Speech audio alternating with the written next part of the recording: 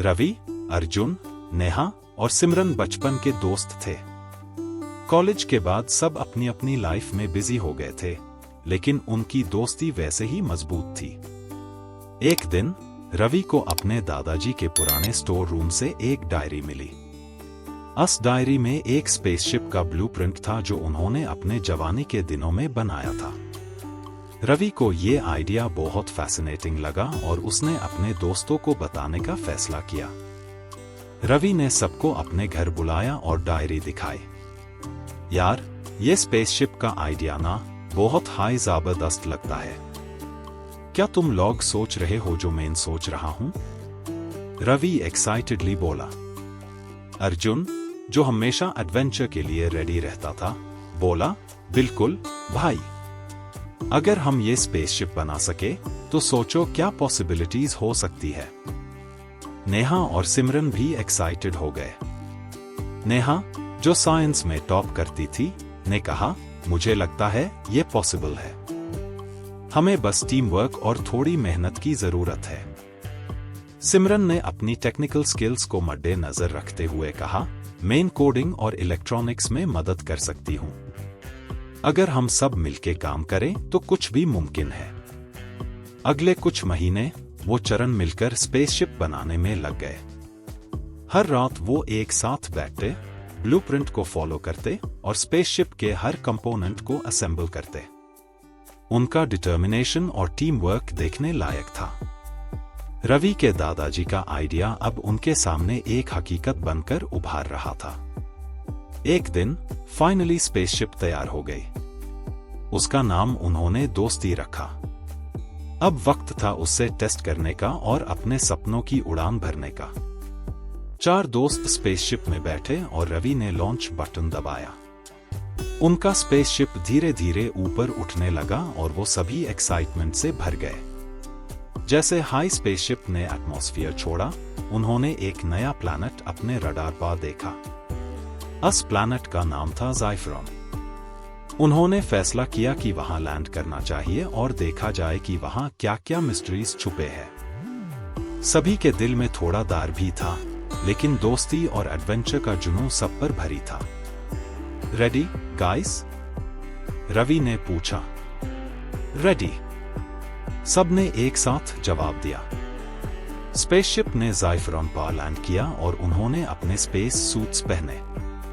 दरवाजा खुलते ही एक नया ही दुनिया उनके सामने थी। अजनबी पेड़, रंग बिरंगे आसमां और अजीब से आवाजें। और ये है हमारा नया एडवेंचर, अर्जुन मुस्कुराते हुए बोला। नेहा ने कहा, यह सफर शायद हमारी जिंदगी का सबसे बड़ा सफर होने वाला है। और इस तरह 4 दोस्तों का एडवेंचर शुरू होता है, एक अनजाने प्लैनेट पर, जहां उन्हें दोस्ती और सर्वाइवल के नए लेसन्स मिलने वेल्दा। ज़ाइफ्रॉन पर लैंड करते ही रवि, अर्जुन, नेहा और सिमरन ने अपने स्पेस सूट्स एडजस्ट किए और स्पेसशिप के दरवाजे से बाहर निकले। उन्होंने अपने आसपास देखा तो वो दुनिया उन्हें किसी साई-फाई मूवी जैसी लग रही थी। हर तरफ अजीबोगरीब रंगों से भरे पेड़ पौधे थे और आसमान नियॉन ग्रीन रंग का था। उन्होंने पहले कभी ऐसी जगह नहीं देखी थी। वाओ, ये तो सोचा भी नहीं था, नेहा ने एक्साइटमेंट से कहा। इतनी यूनिक जगह है ये। अर्जुन ने अपना कैमरा निकलकर कुछ तस्वीरें लेनी शुरू की। मुझे लगता है हम यहां से कुछ सैंपल्स भी ले सकते हैं। काफी वैल्यूएबल रिसर्च हो सकती है। सिमरन, जो टेक गीक थी, ने अपना स्कैनर निकला और एनवायरनमेंट स्कैन करना शुरू किया। यहां का टेम्परेचर और एटमॉस्फेयर ह्यूमन फ्रेंडली लगता है, लेकिन फिर भी हमें अलर्ट रहना पड़ेगा। रवि ने एक मैप बनाने का काम शुरू किया ताकि उन्हें वापस स्पेसशिप तक आने में आसानी हो। चलो पहले थोड़ा एक्सप्लोर करते हैं। ध्यान रहे, हम सब एक साथ ही रहेंगे। उन्होंने कुछ देर चलने के बाद एक छोटी सी नदी देखी जो क्रिस्टल क्लियर पानी से भरी हुई थी। उस नदी के आसपास का सीनरी बहुत हाई सरियल था। ये जगह तो एक ड्रीम जैसी लगती है, सिमरन ने कहा। जैसे ही वो नदी के पास पहुंचे, उन्हें कुछ अजीब सी चीज देखी। एक छोटा सा ग्लोइंग क्रीचर पानी के अंदर से उन्हें देख रहा था। ये क्या है? अर्जुन ने क्यूरियस होकर कहा। नेहा ने अपने नोट्स निकलकर कहा, ये तो किसी भी टेरेस्ट्रियल क्रीचर से मैच नहीं करता। शायद ये यहाँ का नेटिव लाइफ फॉर्म है। रवि ने कॉशियसली उस क्रीचर के पास जाने का फैसला किया, लेकिन जैसे ही उसने एक कदम आगे बढ़ाया, वो क्रीचर तेजी से नदी के अंदर गायब हो गया। लगता है ये हमसे डर गया, रवि ने कहा। चरण दोस्तों ने डिसाइड किया कि नदी के पास कुछ और देर रुका जाए और ज़्यादा एक्सप्लोर किया जाए। थोड़ी देर बाद उन्हें कुछ और क्रीचर्स भी दिखाई दिए, कुछ उड़ते हुए, कुछ जमीन पर चल रहे थे। हर क्रीचर अलग अलग रंग और शेप्स में था। ये सब देखकर उन्हें पता चला कि ज़ाइफरॉन एक वाइब्रेंट और डाइवर्स इकोसिस्टम वाला प्लैनेट है। नेहा ने कहा, ये सब देखकर ऐसा लगता है जैसे हम एक नए बायोलॉजिकल एरा में एंटर कर गए हैं। रवि ने कहा, हाँ, लेकिन हमें याद रखना होगा कि हम यहाँ विजिटर्स हैं। हमें इन सब को डिस्टर्ब नहीं करना चाहिए। जैसे जैसे वो लोग और आगे बढ़ते गए, उन्हें एक बड़ा सा केव दिखाई दिया। उस केव के अंदर से एक हल्की सी रोशनी आ रही थी। चलो उस केव को देखते हैं, शायद वहां कुछ इंटरेस्टिंग मिल सकता है, अर्जुन ने सजेस्ट किया। सिमरन ने अग्री करते हुए कहा, हाँ, लेकिन हमें केयरफुल रहना पड़ेगा। किसी भी अनएक्सपेक्टेड सिचुएशन के लिए तैयार रहना होगा। चरण दोस्तों ने अपने अपने इक्विपमेंट चेक किए और केव के अंदर बढ़ने लगे। केव के अंदर का एनवायरनमेंट और भी अजीब था। दीवार पे ग्लोइंग क्रिस्टल्स लगे हुए जो केव को इल्यूमिनेट कर रहे थे। ये क्रिस्टल्स तो बहुत रेयर लगते हैं, नेहा ने कहा। अगर हम इन्हें स्टडी करें तो कुछ नया डिस्कवर कर सकते हैं। जैसे ही वो लोग और अंदर गए, उन्हें केव के एंड में एक बड़ा सा दूर दिखाई दिया जो किसी एंशिएंट सिविलाइजेशन का लगता था। ये तो और भी मिस्टीरियस है, रवि ने कहा। अर्जुन ने अपने टॉर्च से उस डोर को इल्यूमिनेट करते हुए कहा, मुझे लगता है इसके पीछे कुछ बहुत बड़ा सीक्रेट छुपा है। सिमरन ने अपनी स्कैनर से उस डोर को स्कैन करते हुए कहा, यह दूर बहुत ही पुराना लगता है। शायद ये किसी एंशिएंट सिविलाइजेशन का हो सकता है। रवि ने कहा, तो फिर रेडी हो एक्सप्लोर करने के लिए? सबने एक साथ जवाब दिया, रेडी। और इस तरह चार दोस्तों का एडवेंचर एक नए मोड़ पार आ गया, जहां उन्हें ज़ाइफरॉन के अनजाने राज और मिस्ट्रीज का सामना करना था। जब रवि, अर्जुन, नेहा और सिमरन ने वो प्राचीन दूर देखा, तो उनके दिलों में एक्साइटमेंट और थोड़ा सा डर भी था। उस दूर के ऊपर कुछ अजीब सा लिखा हुआ था जो उन्हें समझ नहीं आया, लेकिन उन्होंने डिसाइड किया कि ये दूर खोल कर देखना चाहिए कि अंदर क्या है। रवि ने अपने बैग से एक पोर्टेबल टूल निकला जो उन्होंने स्पेसशिप में बनाया था। चलो ये लॉक तोड़ेंगे, रवि ने कहा। थोड़ी सी मेहनत के बाद दूर धीरे धीरे खुलने लगा। अंदर घने अंधेरे का राज छुपा था। उन्होंने अपनी टॉर्चेस ऑन की और धीरे धीरे अंदर कदम रखा। अंदर का सीन और भी अजीब और प्राचीन लग रहा था। दीवारों पर कुछ पुरानी पेंटिंग्स और सिंबल्स बेन हुए। नेहा ने कहा, ये सिंबल्स तो किसी एंशिएंट लैंग्वेज जैसे लगते हैं। शायद ये लोग अपने टाइम में बहुत एडवांस था। जैसे ही उन्होंने और अंदर जाना शुरू किया, उन्हें एक बड़ा सा हॉल दिखा जो पुराने पिलर्स और स्टैच्यूज से भरा हुआ था। बीच में एक बड़े से पेड़ का स्टैचू था जिसके आसपास कुछ ग्लोइंग स्टोन्स रखे हुए। सिमरन ने कहा, यह तो किसी एंशिएंट टेंपल जैसे लगता है। अर्जुन ने अपने कैमरा से कुछ फोटोज लेते हुए कहा, यह सब एविडेंस हमारे रिसर्च के लिए प्राइसलेस होंगे। रवि ने अन ग्लोइंग स्टोन्स को देखते हुए कहा, इन्हें देखकर लगता है जैसे ये किसी एनर्जी सोर्स के हिस्से है। नेहा ने अन स्टोन्स का साइंटिफिक स्टडी करने का फैसला किया। मुझे लगता है हमें इनके सैंपल्स स्पेसशिप में ले जाके एनालाइज करने चाहिए। तभी उन्हें एक हल्की सी आवाज सुनाई दी। ये क्या था? सिमरन ने चौंक कर पूछा। अर्जुन ने अपनी टॉर्च उस डायरेक्शन में पॉइंट की और धीरे धीरे वहां चलने लगे। उन्हें वहां एक छोटी सी सीक्रेट पैसेज मिली जो नीचे बेसमेंट की तरफ जा रही थी। ये तो और भी इंटरेस्टिंग लगता है, रवि ने कहा। चारों ने डिसाइड किया कि वो उस सीक्रेट पैसेज को एक्सप्लोर करेंगे।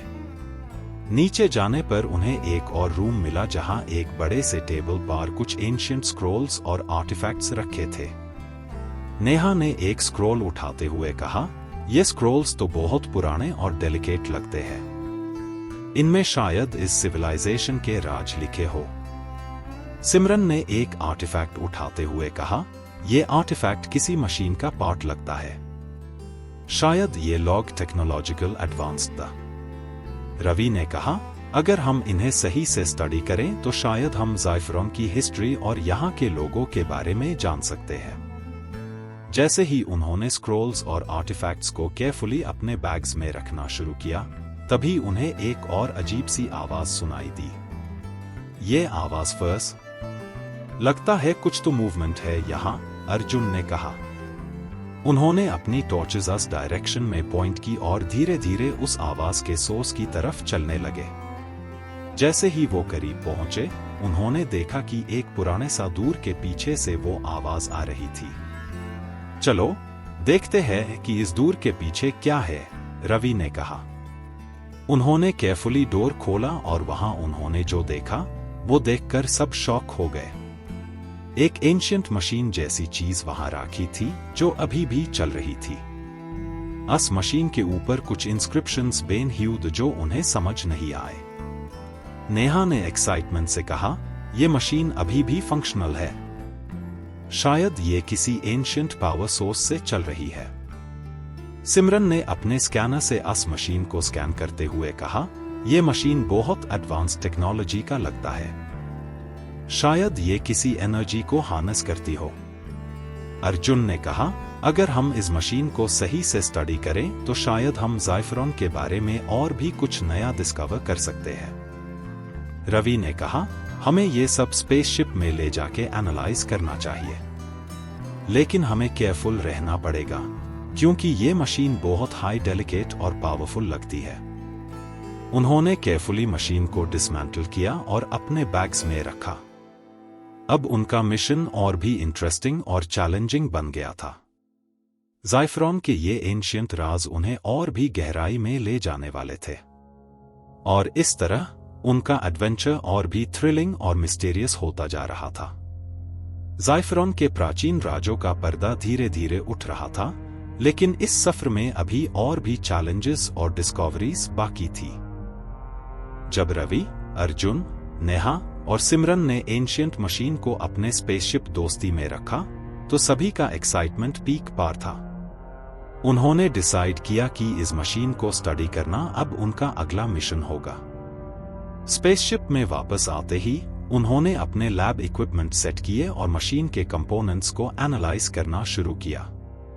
नेहा ने मशीन के कोर को एग्जामिन करते हुए कहा, यह मशीन एक एडवांस्ड एनर्जी सोर्स से चलती है जो हमारे अर्थ के रिसोर्सेज से बहुत अलग है। सिमरन ने अपने कंप्यूटर पर कैलकुलेशंस करते हुए कहा, इस मशीन के डेटा को देखकर लगता है कि ये किसी टेलीपोर्टेशन या कम्युनिकेशन डिवाइस का पार्ट हो सकती है।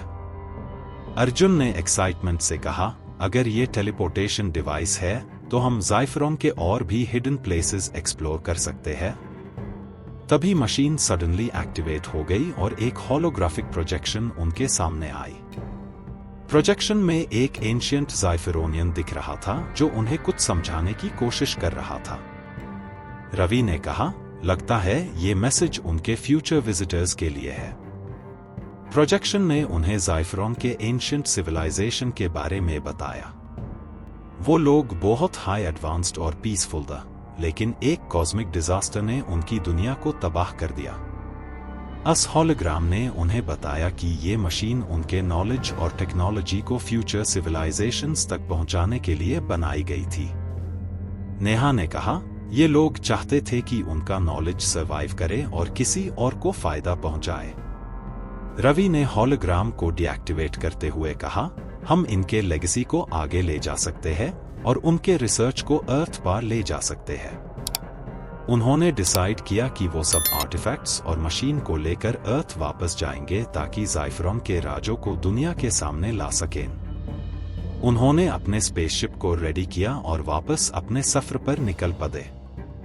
अर्थ पार वापस आने के बाद उन्होंने ज़ाइफरॉन के डिस्कवरीज को साइंटिफिक कम्युनिटी के साथ शेयर किया। ये डिस्कवरीज पूरी दुनिया के लिए एक न्यू इरा ऑफ नॉलेज और टेक्नोलॉजी के डोर्स खोलती। रवि, अर्जुन, नेहा और सिमरन की दोस्ती और भी मजबूत हो गई थी और उन्होंने मिलकर एक नए एडवेंचर का सफर तय किया था।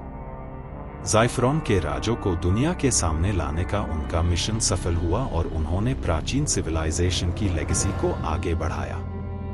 और इस तरह उनका ये सफर खत्म हुआ, लेकिन दोस्ती और एडवेंचर का सिलसिला अभी बाकी था।